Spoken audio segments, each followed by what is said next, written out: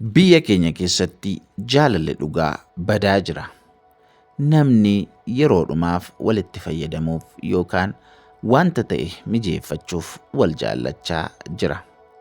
Kun immoo baay'ee waan hin taanee fi aadaa hin taane biyya keenya keessatti guddisaa jira jechuudha. Waa malee hin kaasne.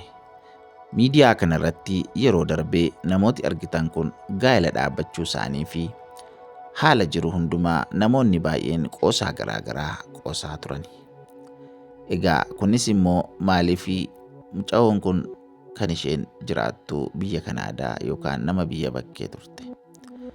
Egaa obboleessi ishee wajjin gaa'ela dhaabbate kun immoo namuma biyya kanaa ture. Egaa wal jaallatanii haala garaagaraatiin namni qoosaa garaagaraa qoosaa ture.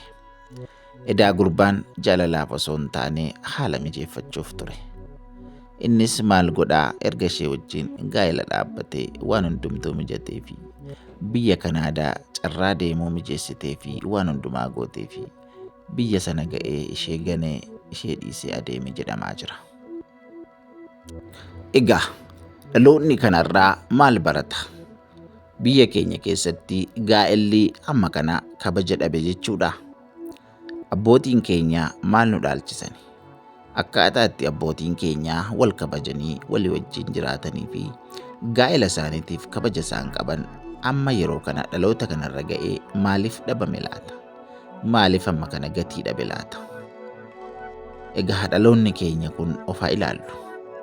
Gaa'ela jechuun mana Waaqayyo ijaaree kennaa Waaqayyoo kennedha.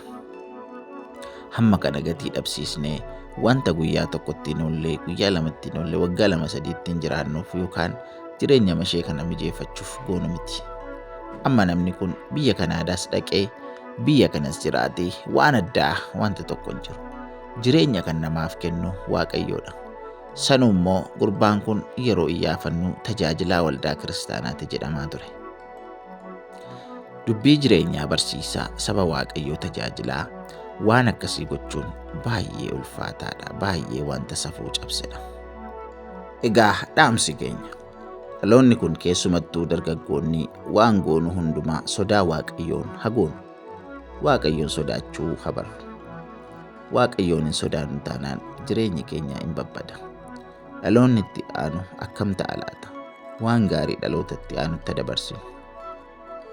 Akkuma abboonni keenya waan gaarii nu dhaalchisan, nutis immoo dhaloota nuteellaa waan gaarii haa dhaalchifnu. Malee bu'aa xixiqqoof jennee waan dhaloonni irraa hin barannee waan xixiqqoo waan bu'aa guyyaa tokko lamaaf waggaa tokko lamaaf gochuu haa dhaabnu. Waaqayyo nu haa gargaaru. Waaqayyoon sodaannee jireenya keenya, gaa'ela keenya, maatii keenya sodaa Waaqayyootiin akka guddisnu Waaqayyo nu haa gargaaru jenna. Egaa kuni miidiyaa keessan Gonfoodha. Gonfoo miidiyaa jechuun kan isin irraa barattan, kan isin ittiin informationii garaagaraa argattan madda odeeffannooti. Isa kanaaf subscribe, like, share gochuu hin dagatinaa. Waan haaraa amma qabannee waan isiniif dhufnuuf nunnuffiinaa, nu deggeraa, nu jajjabeessaa isiniin jenna. Eebbifamaa, yeroo dansaa qabaadhaa. Waaqayyo baraaf jireenya keessan haa eebbisuu. Eebbifamaa. Galatoomaa.